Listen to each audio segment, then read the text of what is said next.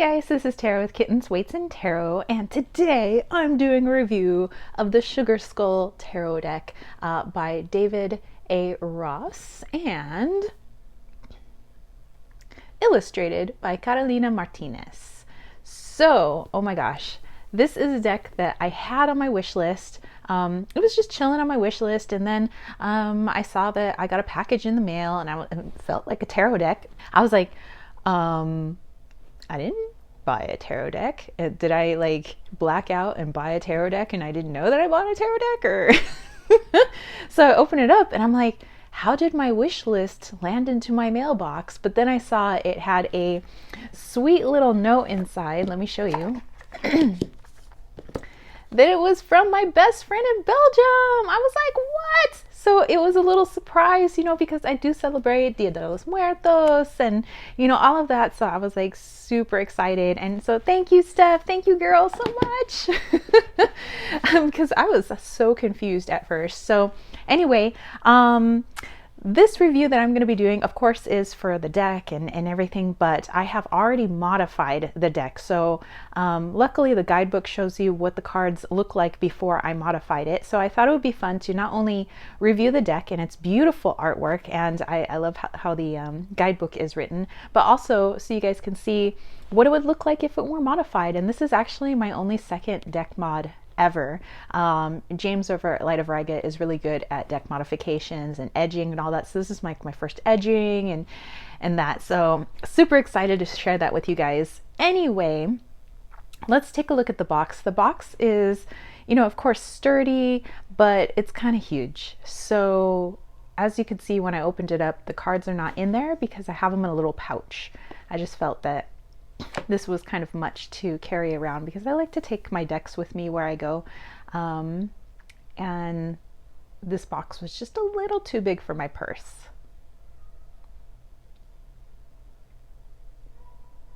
Anyway, there you go. So let's go ahead and open her up once again.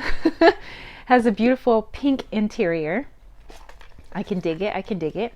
I'm going to keep my friend's note in there forever. So awesome. Anyway, so here's the guidebook. By the way, color guidebook, excellent. Okay, so then they talk about the calaveras. So why sugar skulls, and why create a tarot deck like that? So the creator himself, David A. Ross, is saying that he doesn't have any lineage to Mexico or anything like that, but the illustrator does, and he does talk about his background here, and kind of his connection to Mexican indigenous culture. So he felt that it'd be appropriate to honor them in a respectful way and honor Dia de los Muertos and the calaveras and all of that in a respectful way. So I do appreciate that, and talks a little bit more about it here. And then of course some of the standard information, how you could care for your deck, how you could do a deck interview, prep it for a reading. But of course, once you get your deck, it's totally up to you. What I love about the colors here is it reminds me of a really famous taco shop in San Diego called Lucha Libre. And it's a lot of like the pinks and blacks. And P.S. if you wear a luchadora mask when you go up to order, you get 10% off your order. So just, hey, FYI when you're in San Diego. So anyway, it gives you a few spreads here. And then it goes right into the major arcana.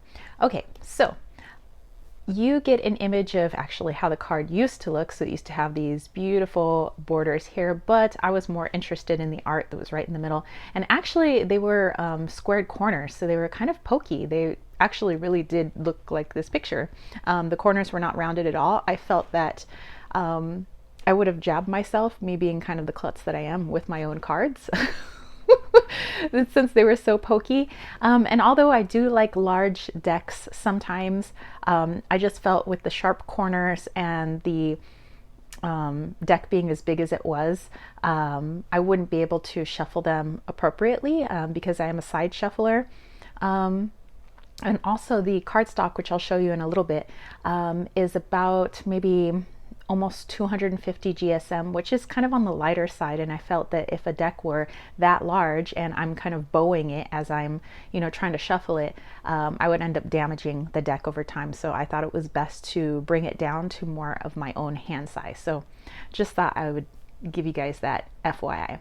Okay, so it talks a little bit about what's going on in the picture here, and then you get the basic definition, but I like how it's written. It's not just the copy and paste from, everybody else's little white book, where it just has the standard meanings and there's no flair of writing, from the actual author.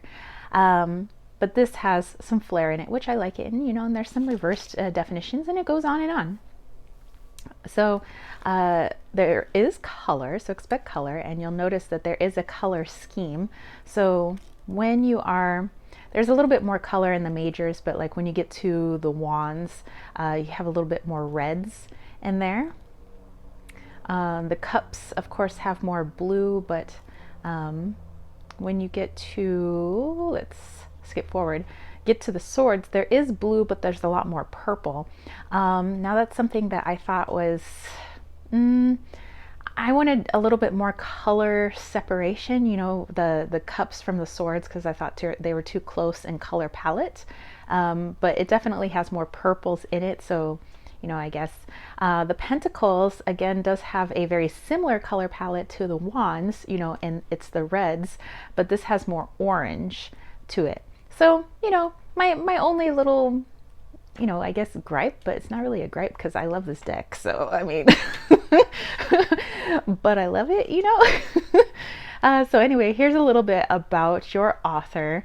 And actually, he also wrote, let's see if it's in here. Oh, he wrote the book Tarot and Tequila. And actually, I almost bought that book. So maybe I'll buy it now. Because I was like, oh, wait a minute, I know this. Wait a minute, I was going to buy this. I was like, oh, this is the same creator. Excellent. And then you have your illustrator, and she does her illustrations out of Mexico City. So there you go. All right, let's take a look at these cards. Just kind of put this off to the side here. All right, so my deck I keep in this beautiful denim pouch, and this is actually also from my friend Steph in Belgium. We send little gifts to each other, but I thought this was a perfect size. I think it's a makeup pouch or a pencil pouch, but it has a nice soft lined inside, so it'll take good care of my cards. All right, so let's take out the guidebook one more time so you can see what I actually trimmed. Just if you guys are interested, whether you're wanting to get this deck and you want to see what it originally looks like. Okay, so here, let me just get this in focus. You can see that I've pretty much taken off all of this exterior border. The line that's closest to it, that's the part that I kept. And then I did round the corners here. So it's a little bit smaller. It now fits my hands, and it's not too large. Like I said, the cardstock is a little bit on the thinner side. It's still like maybe 250 or above. But I felt that it being so large that they would bend a little too easily, like they would stay warped, and I didn't want to warp this lovely deck because it's not only gorgeous and beautiful, but it was a gift, and and I cherish my gifts even more. So anyway, here is the back of the cards, and of course, a little bit has been taken off, but I think it doesn't look too much like somebody trimmed the deck, I think. At least in my own eyes. I still kept the words down here. James says he likes just having the picture, so he would have trimmed it, just around the picture. But I liked the font that they used. I like this little ditty, down here. And I like a little bit of that gold kind of border. I thought that was just kind of cool. But like I said, this is kind of bendy, maybe 250, 260, maybe GSM, maybe. And then I wanted to show you that I did edge it. So this is my first edging. And by the way, I used a paper cutter that had like rulers and everything on it. So basically my cards are pretty much formal. They're the same. the edging I think came out well. And if you guys want to know what I used before we take a look at all these lovely images, for my edging, I used the Ranger Archival ink. So this is the stamp pad that I use for my rubber stamps and things like that when I'm mostly stamping my packages for Desert Cauldron. But since it's waterproof and it's archival ink, it's not really transferring to my hands at all. I just gave this about just a little over 24 hours to dry. And it's been fine. It's not been coming off or anything, and I've been doing a lot of shuffling with this deck. So I did have to do these one by one. So like so. It was like rub, rub, rub, rub, rub, rub, turn it over, rub, rub, rub. And then I laid them all out on a beach towel on the living room floor and just let them dry for a really long time. And yeah, now they're all cool. It is time consuming, I will say, but to have something that now is like yours and has your energy in it, it's awesome. All right, for my corner rounder, I use this one. I actually got this one, I don't know, on like Michael's website, but this is called We Are Memory Keepers, and I used this rounded corner right here, the 4mm. I just felt, I didn't need super round corners, I just didn't want it stabbing me. But anyway, so yeah, those are the two things, and like I said, I just used a cheapo paper cutter with a ruler on it in order to get these all uniform.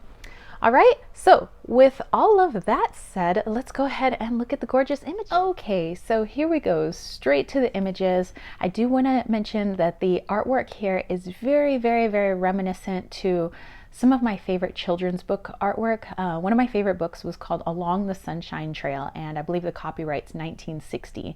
And this is pretty much, almost exactly the type of artwork you see in that book, with very minimal color and just the way that it's presented. So I was very excited about that. I was like, oh my gosh. So it brings back a bit of nostalgia. Also with kind of, mixed in Mexican culture. My nana, they're from Sonora, Mexico. So this is, very relevant to me. So so I felt like a connection, like it has a childhood connection. It has like a family connection. So yeah, my bestie, she knows me well.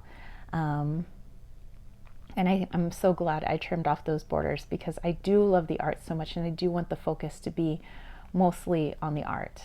Here, of course, I know it's got some flare down at the bottom, but the art is great. And I like the use of the calaveras in here, how it's being placed and what that means as well. And in the guidebook, it does give you a little bit of why, let's say they would put one of the sugar skulls up here and here, or why they're both wearing, the face paint to look like a sugar skull.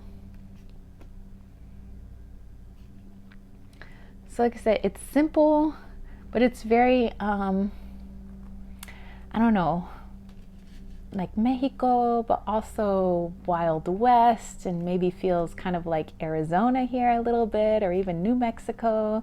I don't know. It's just cool. Maybe because I live in the desert, it connects even more, when I see the like saguaro cactus and everything.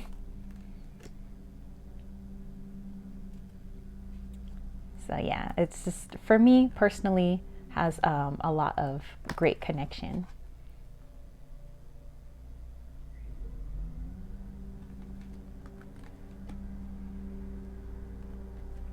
So like I said, the only, I guess you want to call it a negative, but I don't really have any negatives about this deck, is that I just wish that there was a bigger difference between the color palettes of, the wands and the pentacles, and between the swords and the cups. That's all.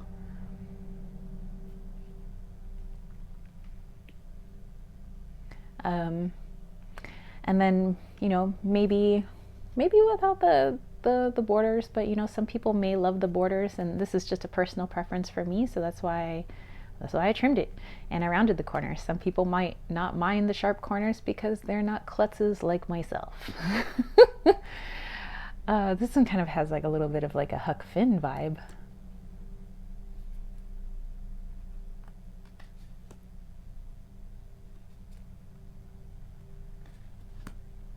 It's just totally cool. It's just bringing back childhood memories. And if you don't know the book, The Sunshine Trail, it's basically short stories and poems. My mom used to read them to me before I went to bed. And then when I could finally read, I would read it to myself. And I really liked it. And I think I still have that book, but I think it's in storage now. So hey, maybe you want to pick it up. I think thrift stores have it for just a few dollars. You can read it to your kids. It's fun. Oh, love that Four of Wands. So cool.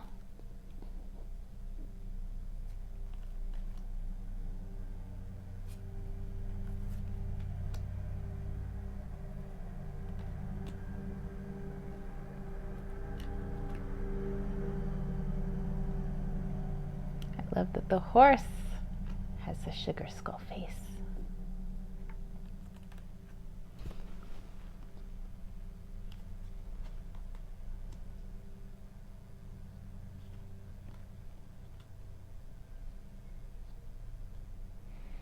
So it does have a lot of the elements of a traditional RWS deck, but I love the way it's being presented because it's not a clone. It's not exactly identical. Like the Ten of Swords, you know, here is not the same depiction as in a traditional RWS, but it's got some of the same symbolism and themes. And so if you are somebody who's just starting off in the RWS system, which remember that there are different tarot systems out there, I would say this might make a good deck. I don't really like to classify things as more advanced or beginner decks because I think that if you really are drawn to a particular artwork, you're more apt to want to learn that deck and understand it, even if it is considered an advanced deck. You know, you start where you're at. But I do think that the guidebook is very helpful in understanding some of the meanings, but also the pictures are excellent enough that you can go in and use your intuition as well. So, you know, a little bit of mixture of book meaning, a little bit of mixture of intuition, and you have some amazing readings.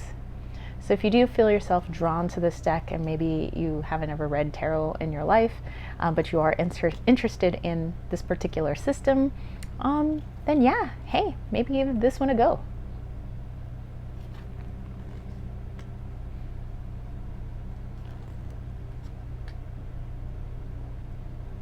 So cool.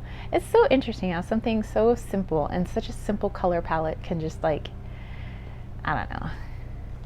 There's like just so much, you know, I get out of these.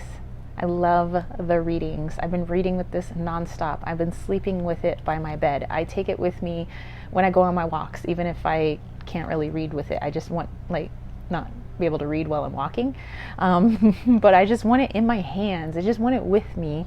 I read with it before I go to bed. I read with it when I wake up in the morning. I spent a lot of time with this deck. And for me, I feel like I'm the Queen of Swords. You know, I do have an 870, a Remington 870 shotgun, and I call her Annabelle. And yeah, that kind of looks like me. And I do have a a little like bandolero of bullets there, you know. So yeah. All right, so with every deck review that I do, I always do a little reading. And so, hey, maybe you came for the artwork. Maybe you came because you're like, I don't know, maybe I want to get this deck and I'm interested, or I just was curious. But hey, you're also getting a reading. So if this connects with you, that is fabulous. If not, I hope that you enjoyed this review with a modified deck. I made sure to put that in the title so people aren't like, what happened to this deck? Okay, so let's see. Let's pull 3 cards, okay? A general message for all my homies that are watching this. By the way, shuffles like a dream. All right, let's see.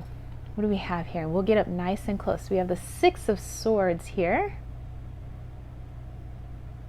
I mean, this lady seems kind of stoked. I mean, it seems like, yeah, it's going to be a long journey, but I'm kind of stoked about where we're going. Yay! It's the Queen of Swords. It's me. I mean, it may not be me in this reading, but I'm just saying. And then we have the Knight of Cups. Excellent. So let's see what we got going on here. Let's put all of this together.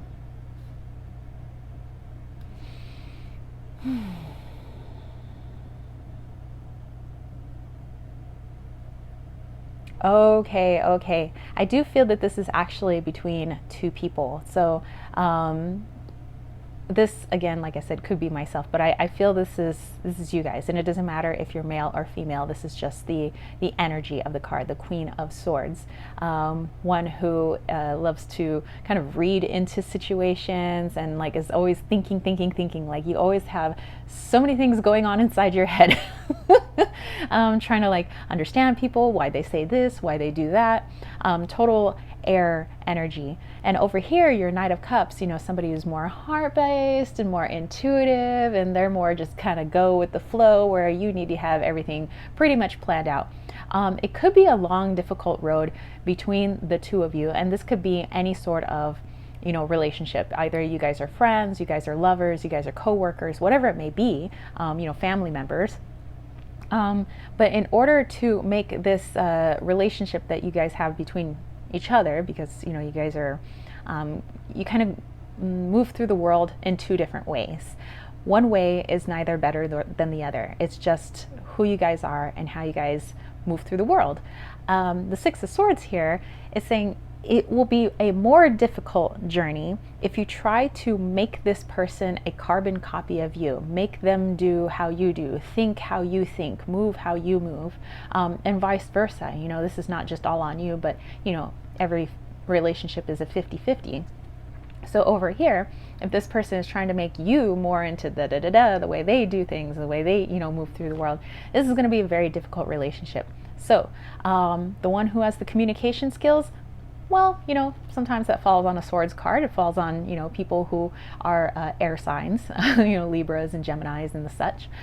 So work on that communication style to open up to this person here about why you are thinking the things you're thinking, why you do the things you do, and ask them why they have a certain opinion or why they are doing the things they do. Because when you guys really open the lines of communication and maybe even try to bring in a little bit of that intuitive energy, heartfelt energy into your life, and maybe they'll bring in a little bit of what you do into their life, all of a sudden there's a lot more harmony and a lot more balance, and you don't have to have this difficult journey, you know, that you guys are both on. So communication is the key. You being the queen here, it might be up to you to open that line of communication.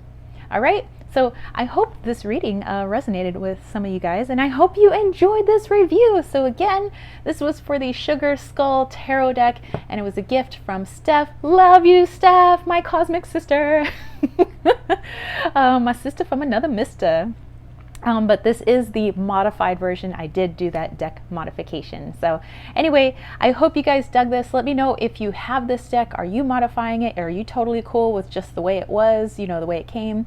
Are you pairing this with anything else? I mean, I probably will pair this with Oracle in the future, but I'm just cool reading with it as it is. But yeah, so if you dug this video, don't forget to give it a thumbs up. Don't forget to click subscribe, and don't forget to click that ding ding ding notification bell for more videos just like this. And if you want to catch a reading from me, head over to www.kittenswaitsandtarot.com. I have a lot of different types of readings. I have mediumship readings, conjumancy readings, bone readings, Lenormand readings, tarot readings, aromatherapy readings, so on and so forth. I have salves and room and body sprays that I make. I have my Wally's World Oracle over there, which a lot of people seem to be connecting with and loving. But if you're looking for more witchy items, maybe head over to Desert Cauldron. It's all one word on Etsy, or find us on the Instagrams at desert.cauldron. Sometimes we do free one-card draws over there. And who is this we? Is this the royal we or what? No, the other half of Desert Cauldron is James over at Light of Riga. So he's everything crystals, and I'm everything witchy and herbs and things like that. So together we combine our powers to make the ultimate witchy shop. So we have one-of-a-kind tools for your one-of-a-kind magical practice. Many of the tools that we have on Desert Cauldron, we've repurposed from 100-year-old plus antiques. So definitely check it out. And we also have our friends from the local reservations that have donated many of their items to be sold in our shop. So we have that. Oh, and by the way, we have only one of these babies in the shop, And this comes to us from Mexico. So this is hand carved down in Mexico, and this is actually gold sheen obsidian. When you get this, there you go. When you see this baby out in the light, you see all that gold sheen. So this is a jaguar shaman skull. It's so freaking powerful, and I'm kind of like, well, I'll play with it in the meantime till somebody buys it, but maybe it won't be for a while when somebody buys it, because that way I can spend more time with it. But we have many items just like this in the shops. Definitely check us out. All my other information is down below for my newsletter, for my Leon Mystery School, my Patreon group, so on and so forth. And that's it for me, spiritual homies. I will catch you later. Peace, love, and chicken grease. Peace out.